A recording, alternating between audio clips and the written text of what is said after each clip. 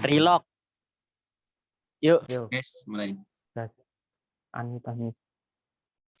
Bismillahirrahmanirrahim. Assalamualaikum warahmatullahi wabarakatuh. Alhamdulillahirabbil alamin. Assalatu wassalamu ala asrofil anbiya'i wal mursalin wa ala alihi wa sahbihi wa barik wasallim ajmain. Yang kami hormati Bapak dosen selaku pembimbing mata kuliah Pendidikan Agama Islam dan teman-teman sekalian yang sangat kami banggakan.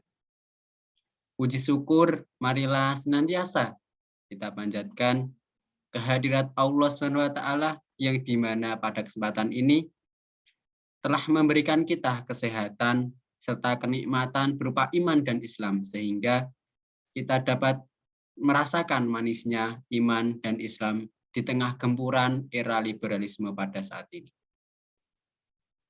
Shalawat serta salam semoga tetap tercurahkan kepada junjungan kita Nabi Agung Nabi Muhammad Sallallahu Alaihi Wasallam, yang insya Allah senantiasa kita nantikan doa dan syafaatnya di yaumul qiyamah kelak. Bapak dosen yang kami hormati serta teman-teman, izinkan kami pada kesempatan kali ini akan menyampaikan sedikit apa yang telah kami cari dari beberapa sumber, yaitu tentang hukum dan HAM dalam Islam.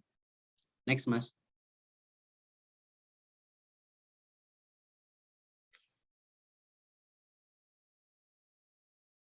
Kami beranggotakan 4 orang. Yang pertama ada Mas Fahmi Sihabudzikri dengan NIRM 0303211184. Yang kedua saya sendiri Vicky Abdurrahim NIRM 185.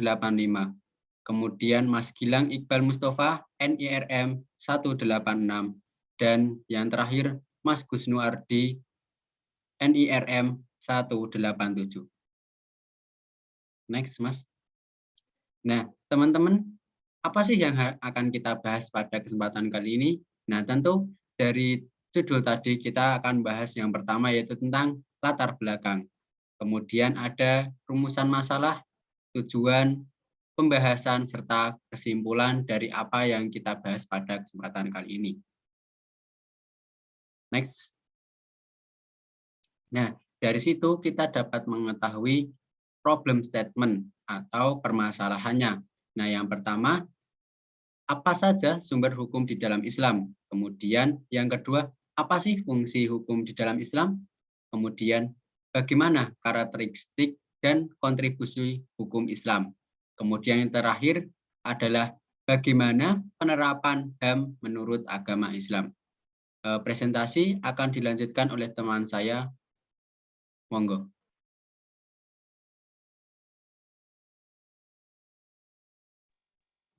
Baiklah, saya akan melanjutkan presentasi dari Vicky Abdurrahim.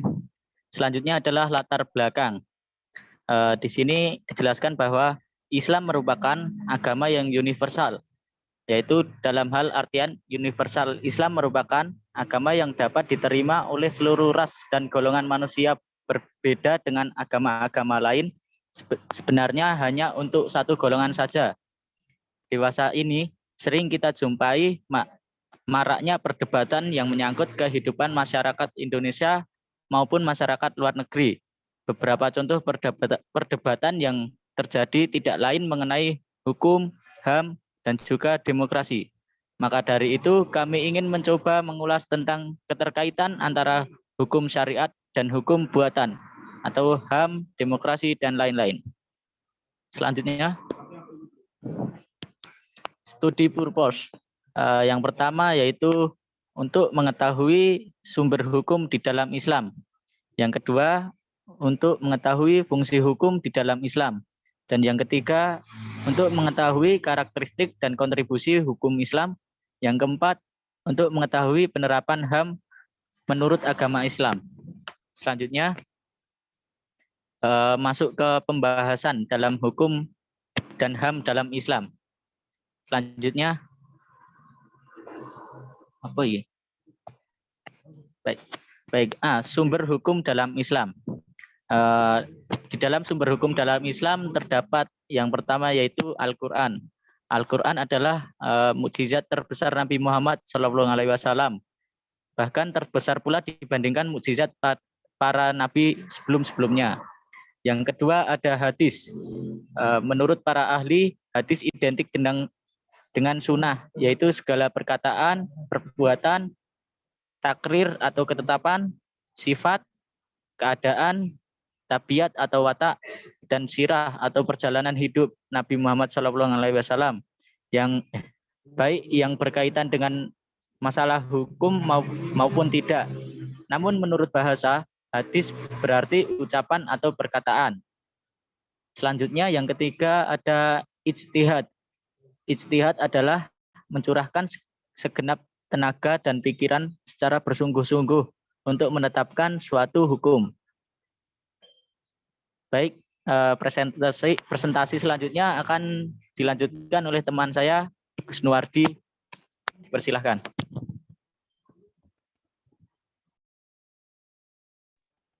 Baik, terima kasih waktunya Mas Fahmi.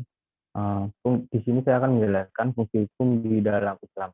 Yang pertama, ibadah, dan tertulis di surat Az-Zariyat ayat 56.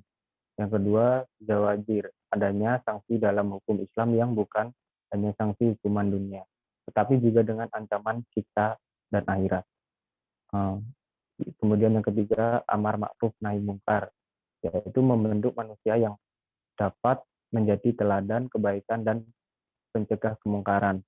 Dan yang terakhir, tazim wa isal al-ummah, atau ketentuan hukum sanksi tersebut bukan sekedar sebagai batas ancaman dan untuk menakuti masyarakat saja, akan tetapi juga untuk rehabilitasi dan pengorganisasian umat menjadi lebih baik.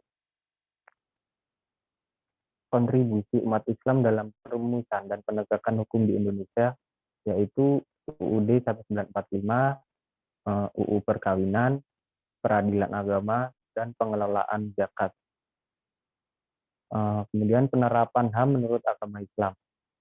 Hizyu al-nafs wa al-ir atau hak untuk hidup, Al-Quran surat Al-An'am ayat 151. Yang kedua, Hizyu al-aq atau hak persamaan derajat atau Al-Quran surat Al-Hujurat ayat 13. Hizyu al-nasl atau hak memperoleh keadilan. Al-Quran Al-Ma'idah ayat 2. Hizyu al-am atau hak perlindungan harta atau milik. Al-Quran surat Al-Baqarah ayat 188. Hizyu al-din atau hak kebebasan beragama. Al-Quran surat Al-Baqarah ayat 256 dan surat Yunus ayat 99. Penerapan hukum HAM terdapat beberapa yang sama dengan hukum Islam, akan tetapi hukum HAM masih menggunakan konsep siapa yang membuat jadi. Masih ada unsur memihak pada salah satu kesimpulan. Terima kasih, waktu saya kembalikan kepada moderator Mas Vicky. Baik, tadi adalah presentasi dari kelompok kami, yaitu tentang hukum dan HAM dalam Islam. Semoga dapat menjadi tambahan wawasan bagi kita, terutama dan bagi teman-teman sekalian pada umumnya. Nah, mungkin cukup sekian dari kami. Kami akhiri. Nun wal qalami wa masturun fastabiqul khairat. Wassalamualaikum warahmatullahi wabarakatuh. Waalaikumsalam.